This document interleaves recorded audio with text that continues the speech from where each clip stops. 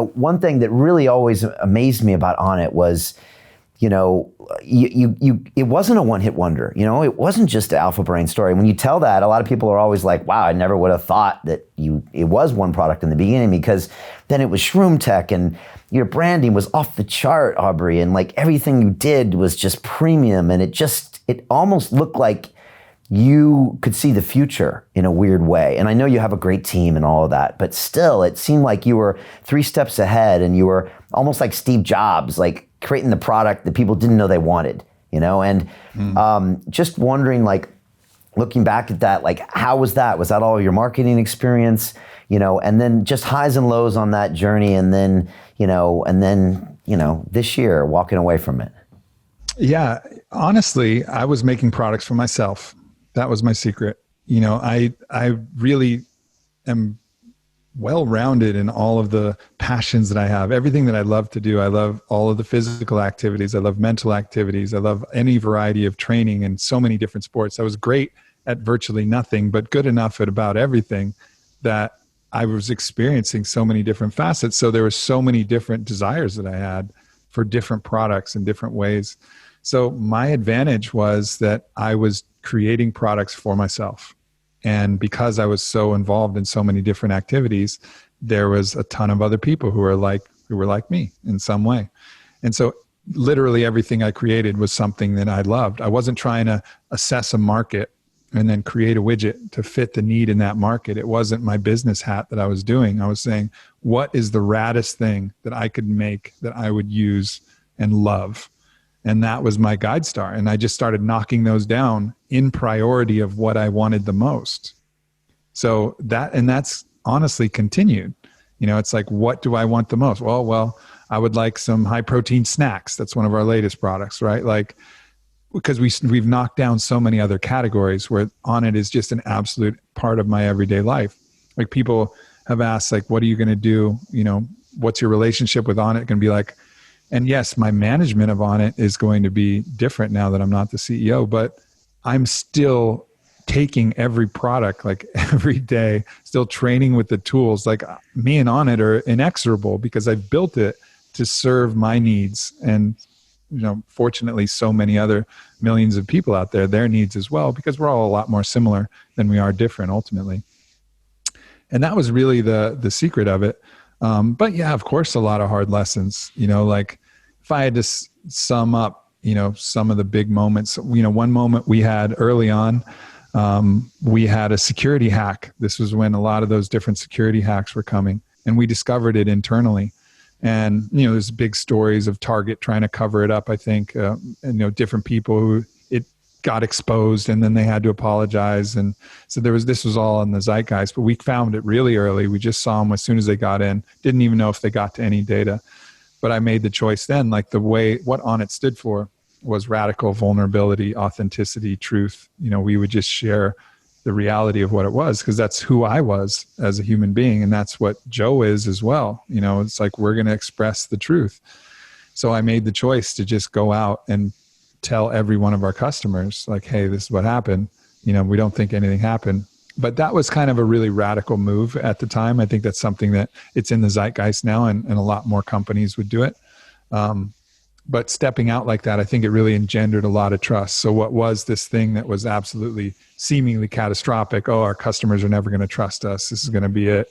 This is going to be that thing that I was afraid of happening. It finally happened. And I wasn't watching the defense as much as the offense, and this is my fault and all of this. But I just went out with a heartfelt, sincere apology and what we were going to do to correct it. And the response was overwhelmingly positive. We actually got more sales that day than the day before. So that was like a big moment to just say, look, just trust authentically what's going to happen. I made a big gamble with Alpha Brain when I talked to the Boston Center for Memory, which is one of the top institutes that study different pharmaceuticals and nutraceuticals for different brain functions. I talked to them about doing a clinical trial on Alpha Brain. And they told me straight up, they're like, listen, we've done 11 studies on supplements. All 11 showed no results. And we published all 11 of those studies. So we'll study Alpha Brain, but just so you know, if it turns out negative, we're going to publish it. And that would have been absolutely devastating, right? Because we have this product that we really feel is working and all the anecdotes are saying it's working. But if we have a clinical trial and it shows nothing, shows no efficacy, ooh, that's going to be tough. But I was like, I really believed in what we had, even though that the other supplements hadn't shown any efficacy. And I just pushed all the chips in. And, that was a crazy moment. I remember I knew the results were about to come out, I'd been unblinded. And I was getting a massage trying to calm my nerves. And I saw our tech calling my phone, and I just like pop up out of the table. And I just, from the moment that I heard him say my name, I could just hear it in his voice. Like I knew it was positive. And I just started like, again, crying, like just like the tears of like joy that had actually panned out as we believed it did. That was a huge moment for us. Some of the lessons I learned, we hired some at different points, really skilled people, but they were not part of the Onnit ethos. They could be manipulative and they could be, self-serving or disparaging to their subordinates. But they had so many skills that I felt like we needed, and we weren't able to reach and like find the best of the best yet, that I would allow them to continue in the company. And that cancer would just spread, and it would get wider and wider until finally I had to cut it out and get rid of it. But after every one of those experiences, I always thought, you know what? Like I should have let that person go sooner. Like I knew it. And I was just too scared because of the leverage they had and the skill set they had to let them go. And there's a saying, that I kind of started reminding myself, it's better to have a hole than an asshole.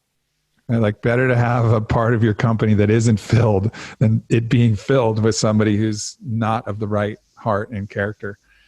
So, paid the price for some of those mistakes.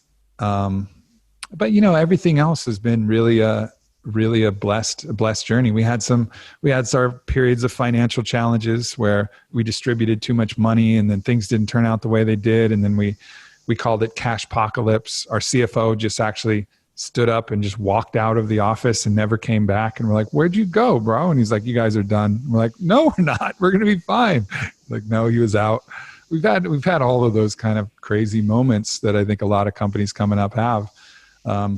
But for the most part, I can look back with just a smile and a laugh at all of this because, despite my internal stress, it's really been a super blessed journey. And we've just helped so many people, and I've got to meet so many amazing people, all the fighters that I've got to interact with, all the athletes, all the top pros, people I've been able to train with at the Onnit gym out in Austin. It's been an absolute dream. If I gave a snapshot of my life to the younger Aubrey, he'd be like, damn, bro, that is the dream. That is the fucking dream. And I'd be like, yeah, it really is.